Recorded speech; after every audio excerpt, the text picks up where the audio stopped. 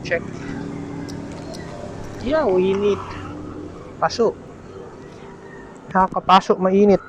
So, pahinga muna natin. Pasok ako, oh. Init ang brakes. So, good morning. So, another weekend, another ride.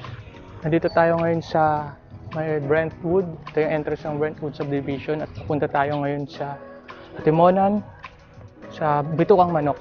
So, gamit natin ay itong ating e-bike. Dual setup siya, 4,000 watts. So, let's go. Okay, let's go guys. Punta na tayo kung Bitukang Manok.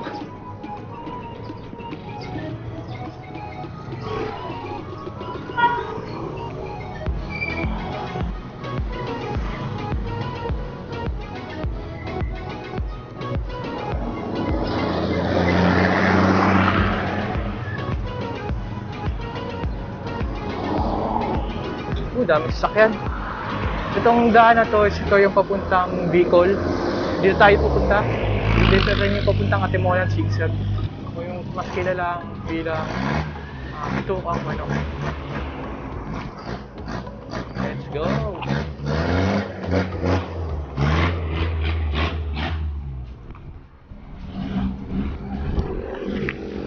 Ito lang tayo sa tabi. Kasi maraming sasakyan dito.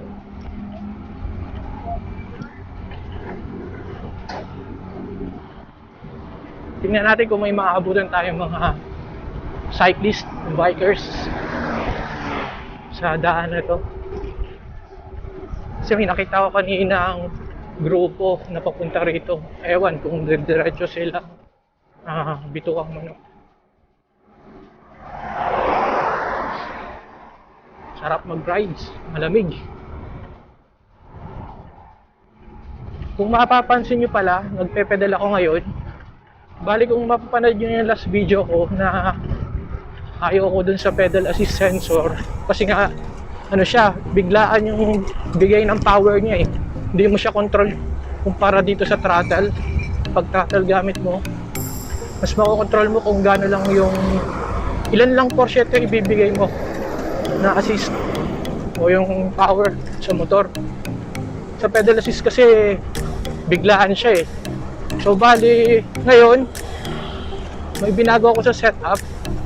So tuturo ko na lang yung setup, yung programming setting ng electric itong conversion kit na to.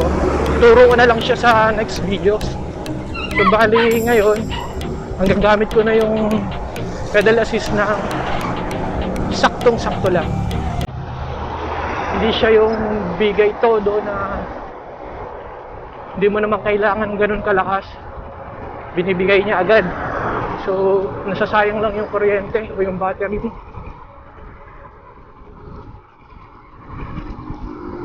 Tapos yung RD pala nito, naitono ko na rin ng mabuti para sumabay dito sa speed. O, kasi last time di ko ma-set sa lowest gear sa cogs. So ngayon, nailalagay ko na siya sa 14 teeth. Habang ang chain ring ko ay nasa 53 teeth. So ngayon nakakapedal ako up to 38 kilometers per hour. Tapos sasabayan natin ng pedal assist. Ito kung mapapansin nyo, effortless yung pedal ko ngayon. Hindi mo mararanasan yung stiffness ng pagpadjak. Lalo na sa ahon. Ito, ahon to eh. Ito, pababa na. This way, makakatipid ako ng battery. So, good siya sa long rides. At medyo na-stretch din yung legs natin. Ang lamig. Malamig. Ang ganda ngayon kasi konti lang sasakyan. Lalo na siguro bukas, linggo. So, mas konti yun. Medyo late na tayo. Kaya medyo wala na tayong makasabay na mga bikers. Kalimitan kasi mga maagap sila umaalis eh. Mostly makakasalubong natin dito pabalik na. Pabalik ng Pagbilao o Lucena.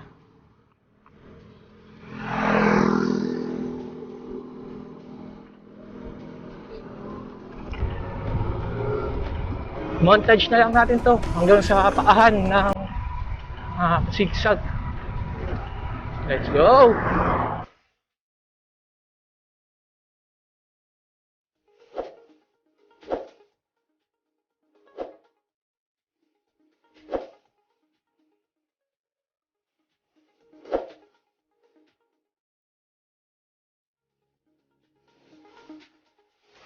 Dito. Dito. Dito na yun.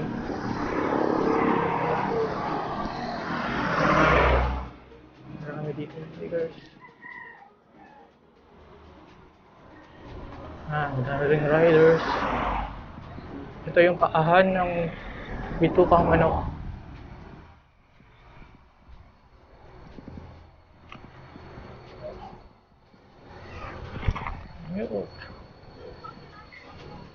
Ito siya. Lamig dito.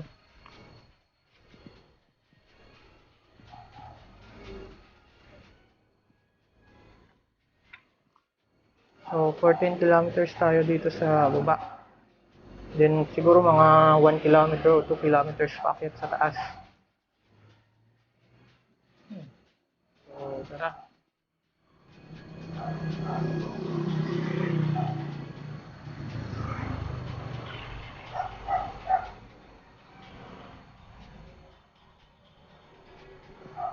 Malamig si Moy.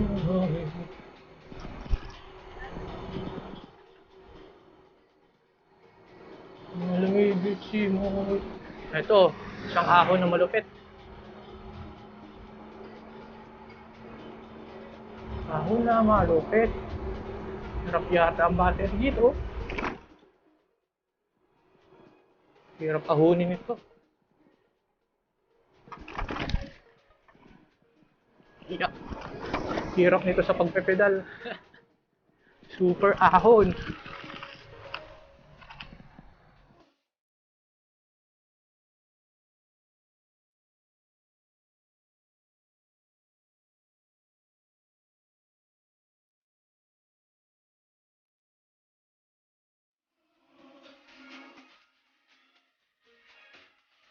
Ano? Kita nyo yan? Kita nyo yan? Malaki. Malaki ang akyatin mo.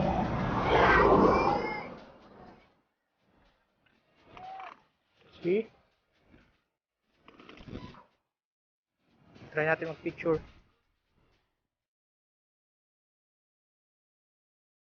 So guys, simulan natin yung pag-ahon dito sa Bitukang Manok.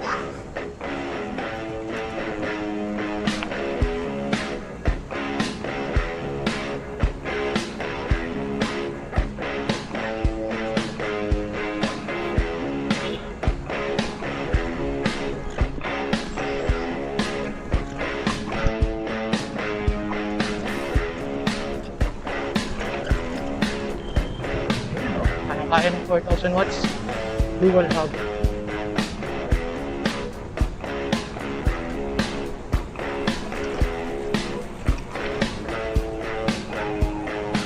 So let's go.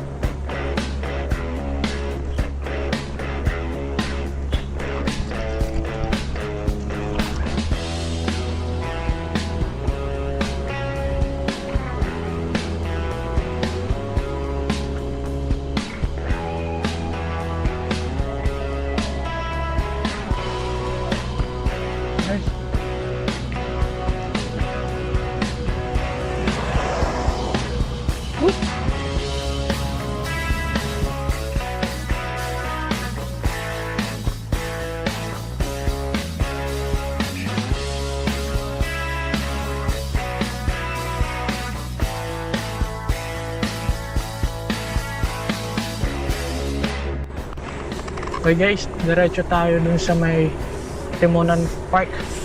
Park nga ba tawag nila doon? Lumutan ko na eh. So ito, isa pang spot nakita ang dagat.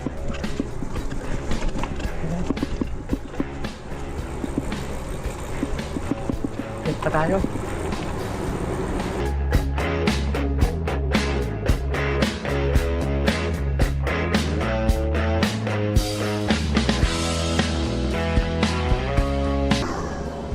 Ito na yung Atimonan Zigzag Park. So, kaliwa lang tayo dito.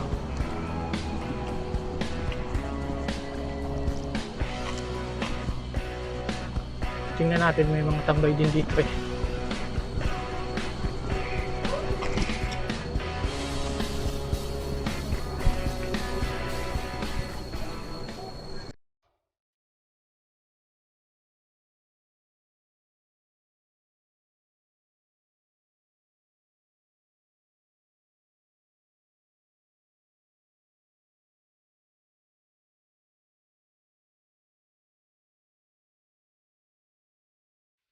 So guys, nandito tayo ngayon sa Atimonan Zigzag Park.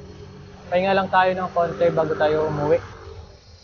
So, mga alas 8 na ata ng umaga ngayon. At ay, nahulog. Ito, papahinga lang tayo ng saglit.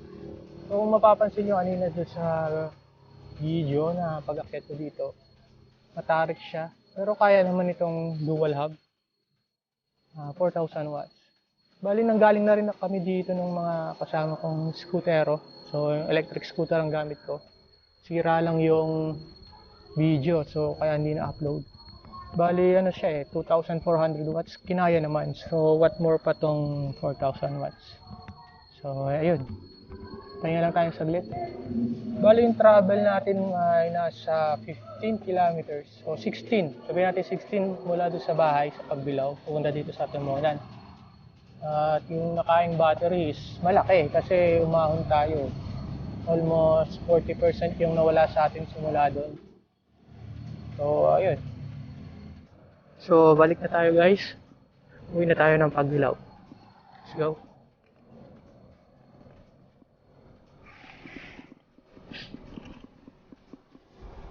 Okay. Pauwi na tayo. Sarap talaga dito, ang lamig. Daming puno. Aw, pangit kalsada. Sama. Pangit.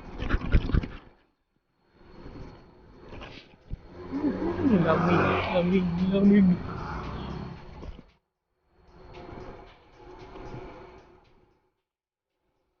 Buena Vista Spot. So dito yung ano eh, kita daw ang, ayun, kita ang dagat.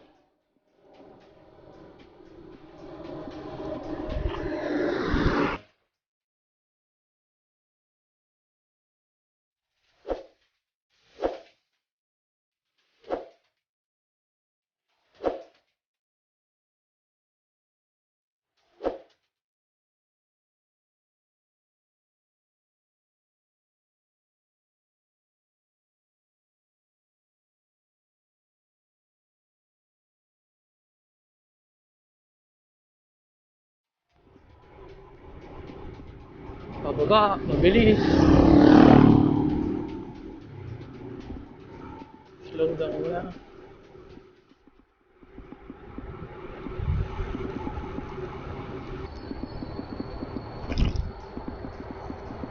Kailangan malakas brakes mo dito.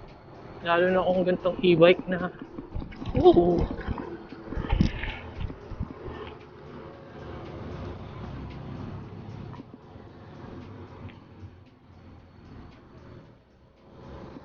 Yun, nga ba?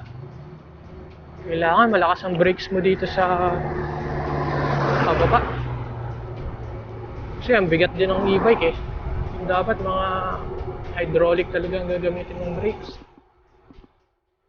Gamit ko dito yung brakes, ano eh, yung hybrid. Yung caliper niya is hydraulic, pero yung nag-activate sa kanya is cable lang. Kasi itong caliper, itong brake lever, meron siyang sensor eh, para sa brake sensor ng controller. Pag brake ko, puputol yung supply ng power sa motor. So, safety feature siya. Ito na tayo sa highway. So pahinga lang tayo saglit, baka mainit ang brakes. Check. Yeah, init. Pasok. Nakakapasok, mainit. So pahinga muna natin. Pasok ako oh. Init ang brakes. Pahinga lang tayo.